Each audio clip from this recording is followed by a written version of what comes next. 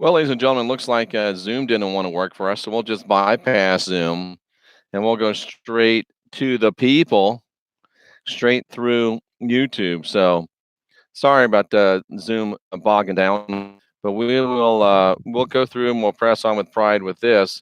I just don't know if I'm going to be able to share my screen and give you the normal full dose of podcast excellence here because we share the screen and we show you exactly what I'm looking at and show you the words. Well, I don't know if I'm going to be able to do that or not, but I will, ladies and gentlemen, do what I do, and you'll just have to trust me on the fact that I'm giving it to you straight. And you can always go into the scriptures themselves, like I was doing, and check me out. But I don't see the share screen available here at this point, so we're just going to press on with pride. And we were talking about Genesis 3 at the very beginning, uh, verses 1 down through 7, and we're going to get into down into verse 7. And it says that God told them not to eat from the tree. And of course, we saw in our last video that there was the first God, the real God of creation, told them eat from all the trees. This second God, which clearly identifies himself as Yahweh, says, don't eat from all the trees. And the serpent just was telling the lady, listen, listen. The real God said, anyone can eat from any tree. It's this fake God. Why is he telling you that? Don't you see that he doesn't want you to have knowledge? He doesn't want you to have life. So maybe you should consider doing what the first God said, not what the second God said. And to make it even more confusing, Genesis 1:26 and 27 probably was one person, Adam and Eve, probably Adam and Lilith, actually. Genesis 2 and 3, where we're looking at, probably not one or two people anymore. It's all kinds of people because it's a fake creation. But anyway, let's get to the point where the woman, and I think it was a woman, decided, you know what, serpent, you're right.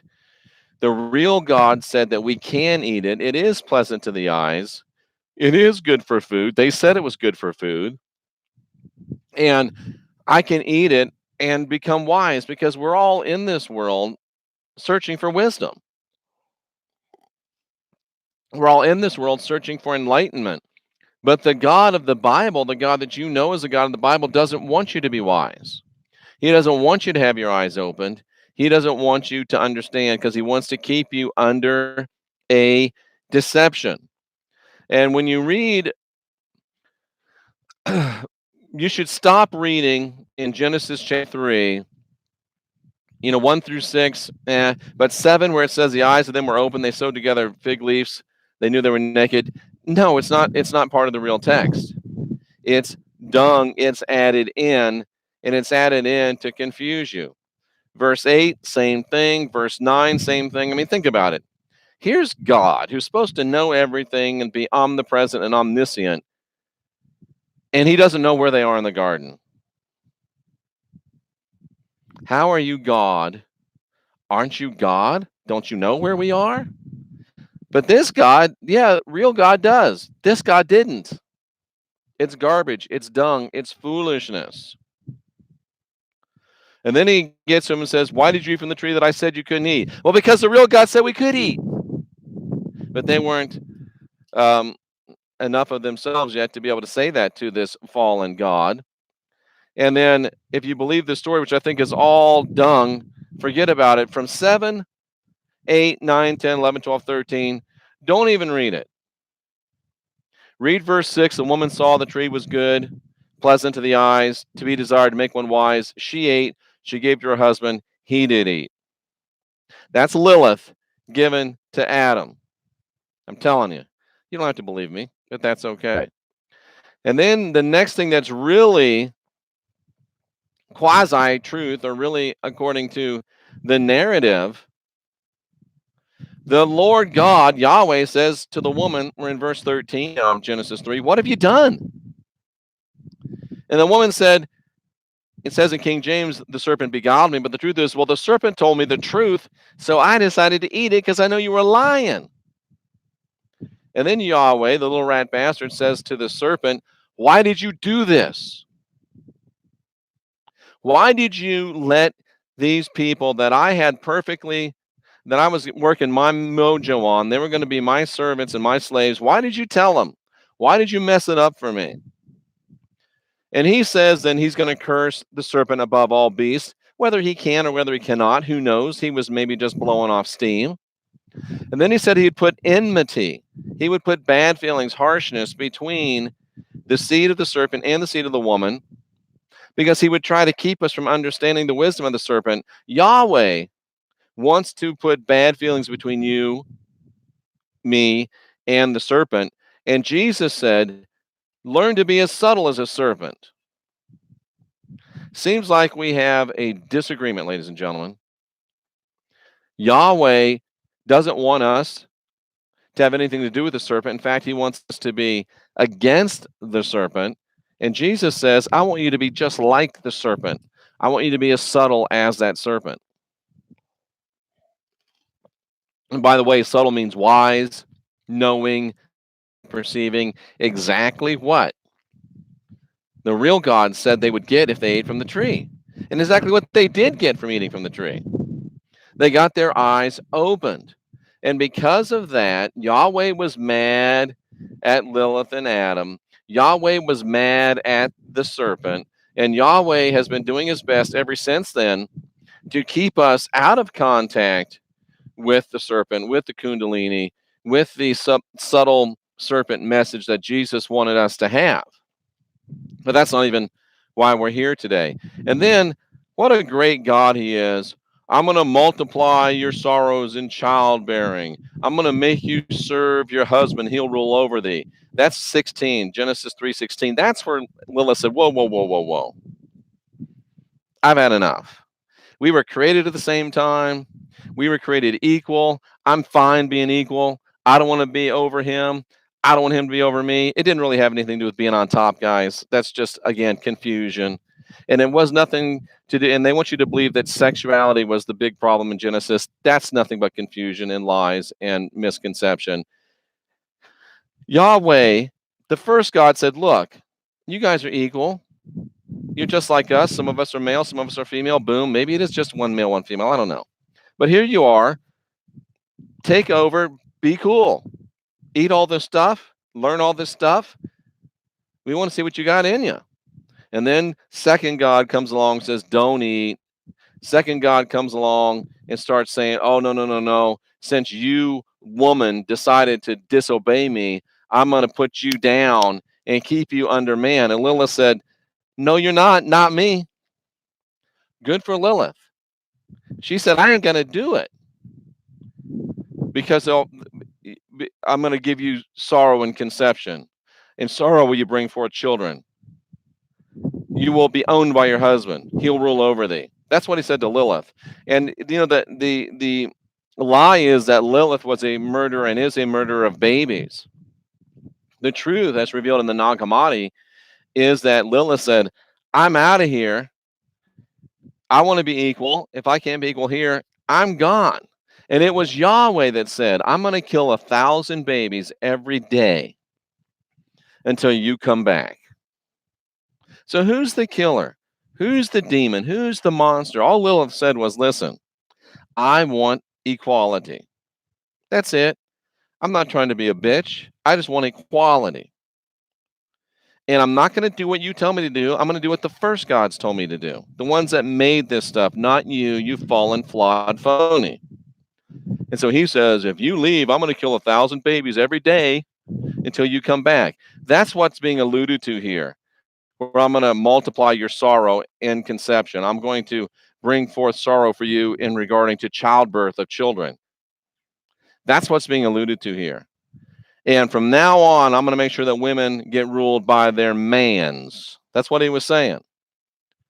And then Adam, he says to Adam, because you listened to her and didn't listen to me, now, oh, you're so smart and stuff. But guess what? I'm going to make you work at dead-end jobs. I'm going to make you work building my dreams instead of your dreams. And whatever you try to do, I'm going to block it. No matter how hard you work, I'm going to make sure that you get nothing but thistles and thorns. I'm going to make sure that you sweat and you bleed and nothing good for you. And another allusion in verse 20 that this was actually Lilith is that it says it was Eve who was the mother of all living. Lilith was the first one before Eve, so we know it's talking about Lilith. So anyway, let's recap.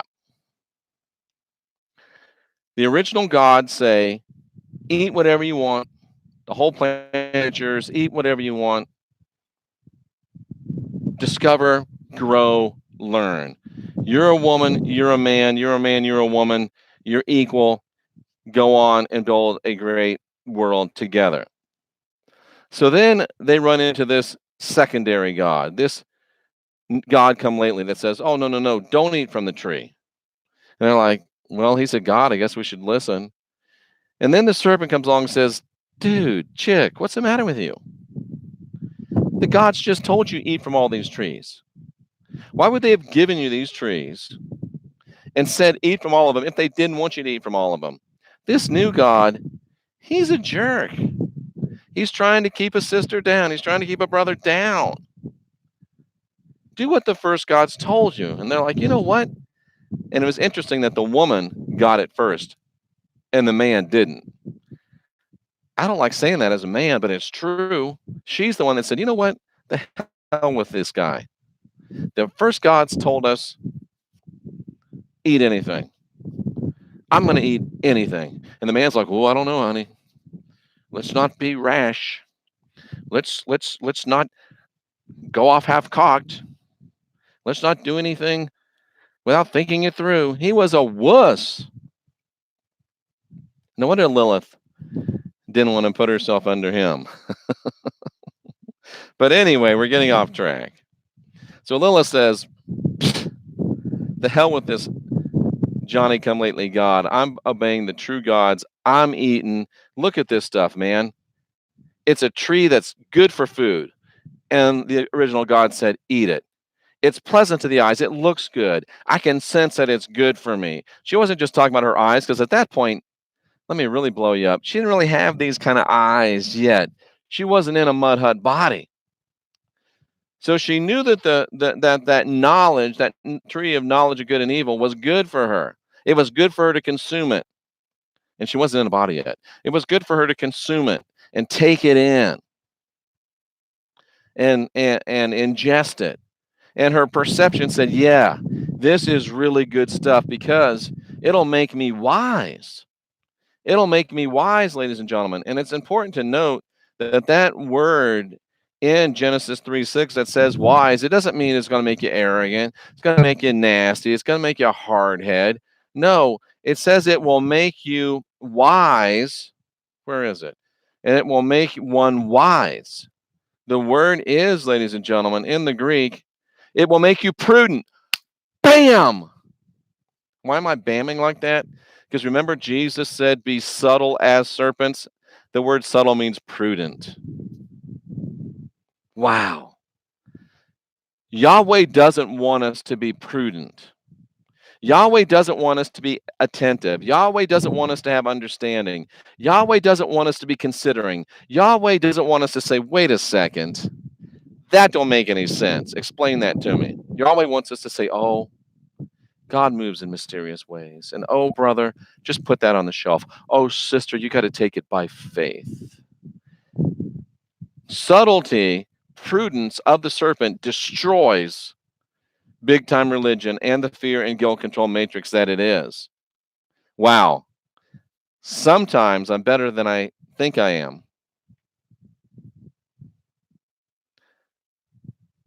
It was all about learning to be prudent, to understand. You know what he was doing? He was getting rid of their blink, their knowing, their understanding. Wow. God, Yahweh of the Bible, did not want you to show yourself attentive. I'm reading the definition of prudent. He didn't want you to be able to instruct. He didn't want you to be able to understand. He didn't want you made wise. He didn't want you to be able to teach. Because the only thing worse than Adam and Eve understanding themselves is for them to start telling other people. Only thing worse than a Christian whistleblower is a Christian whistleblower with 31, 32, 33, 100,000 followers teaching other people. And we're coming, cousin. We're coming. Didn't want you to look, didn't want you to be clever, didn't want you to have cleverness. And what is the definition of prudence just in regular English? Prudent. Prudent means to act with and to show care and thought for the future. He doesn't want you thinking. He doesn't want you being prudent. And that's the big thing that he was upset with, is us wanting to be prudent. If you eat from that tree, you will be prudent. Jesus said, I want you to be prudent as the serpent, subtle as the serpent. And Yahweh was saying, no, I don't want you to do that. So now we're up to speed as far as the chronology of what has taken place. The gods made them. They were eating from trees. I guess they hadn't worked their way to the one of good and knowledge of good and evil yet.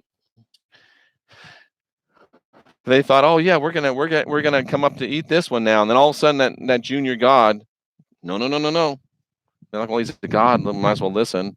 And then Lilith starts thinking, says, wait a minute, this is bullshit. I'm eating from it. It looks good. It is good. It feels good. I'm gonna do it. She gets Adam to do it. He's like, well, okay, honey. What a wuss. But anyway,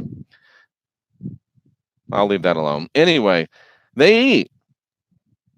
And then Junior God gets all upset. Says, woman, I'm going to make you serve man. And she says, see ya later. He threatens to kill babies. He says to dude, since you're such a wuss, I'm going to get you all puffed up so you can say you're ahead of all women. You don't have to actually have any development within your psyche. I'm just going to make you the big man in charge. You're still as stupid as you ever been and as wussy as you ever been, but you're still going to be in charge. You're like, oh, I like that. I don't have to do any work. I just get to be the boss. And then he says to the serpent, I'm coming after you because you're the one that messed up my deal. You're the one that messed up my deal. So now we're actually going to get to the coats of skin, ladies and gentlemen. Verse 21, Genesis 3:21. This is amazing stuff. You're not going to believe it. Some of you won't be able to believe it, and I can't worry about that anymore. Those of you that know will know. Those of you that can't know won't know, but I'll be here when you're ready. No judgment, much love, much namaste on your ass, but I'll be here when you're ready, okay? So, he made them coats of skin, and he clothed them, ladies and gentlemen. He put it on them. He put it on them. That's what it means, to put it on them. And not in a good way. Here's what happened. And this is outside the box, but I'm telling you, this is what happened. This might be prophetic. This might be whatever it is, but here's what happened. They were eating from the knowledge of good and evil. Things were going cool. They were back together. They were learning. They were going. They were growing. And it was about to cause some real trouble, ladies and gentlemen.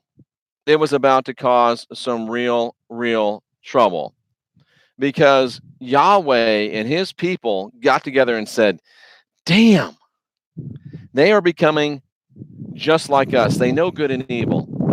And sooner or later, they're going to take and eat of that tree of life, and I won't be able to threaten them with death anymore. So I got to do something, and I got to do it now.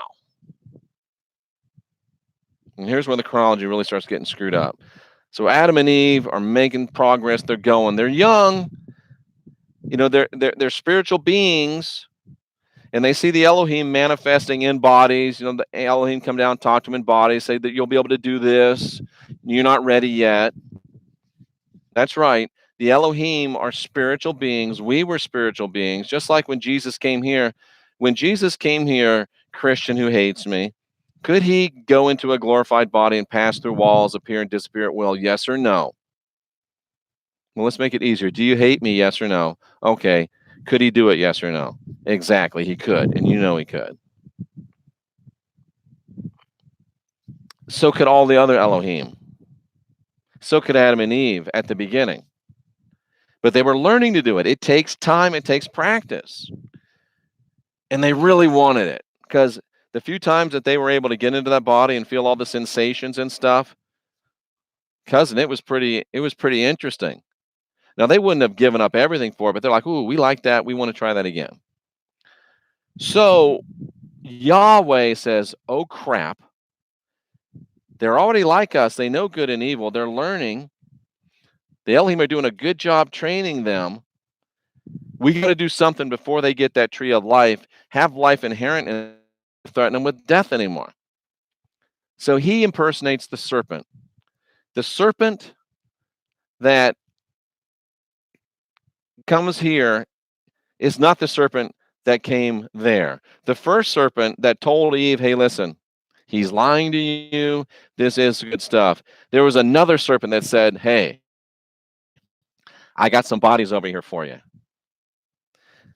The Elohim don't want you going into the bodies yet. They say you're not ready. I say screw them. See, he was so subtle and so deceitful. The first serpent, the real serpent, the serpent that Jesus wants us to be like, came to them and said, "Listen, he is not telling you what the original God's told you. He doesn't want you to understand what good and evil is. He's trying to keep this away from you." So when Yahweh impersonated the serpent, you guys didn't know there was a real serpent and a fake serpent, did you? That's why I'm here. That's why we have the Christian whistleblower to help brothers and sisters out. That's why I've been doing this for 37 years.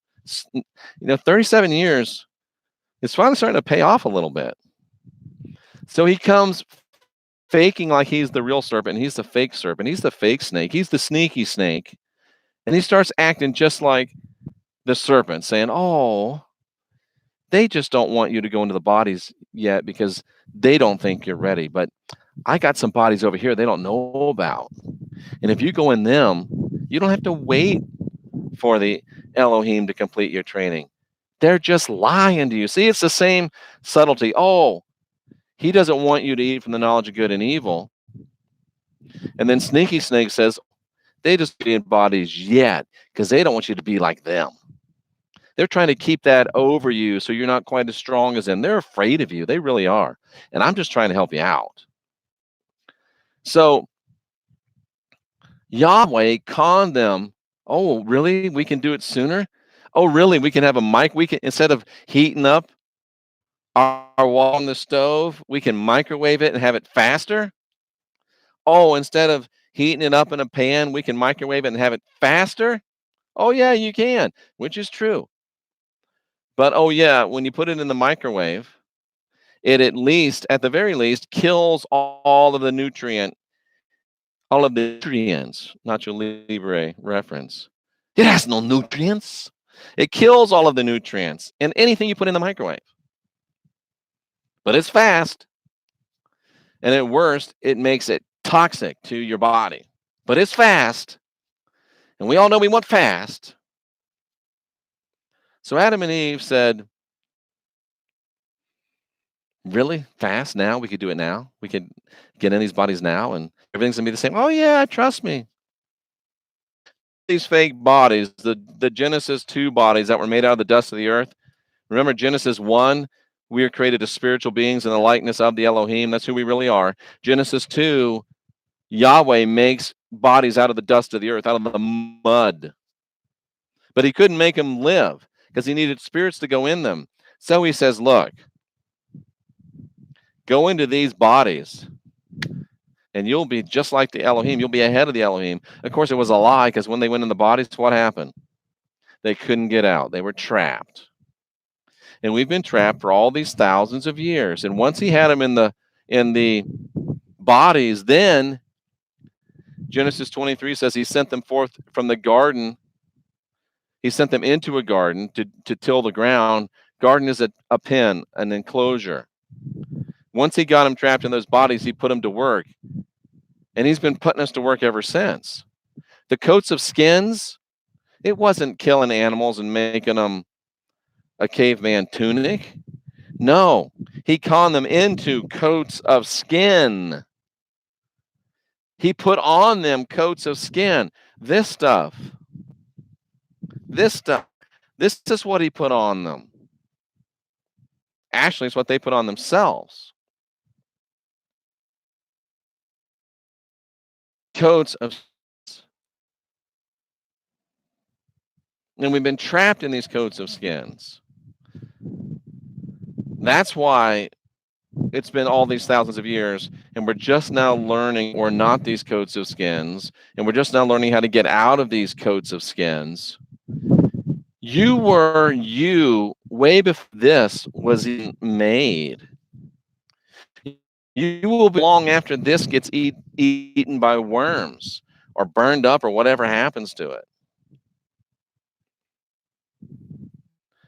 And you are still the same you as you were at the beginning when the Elohim made you male and female. You're still the same you at the beginning when the Elohim said, and I don't even know it was the Elohim, I got to quit using that word, when the original God said, eat from all of the trees. You're still that you.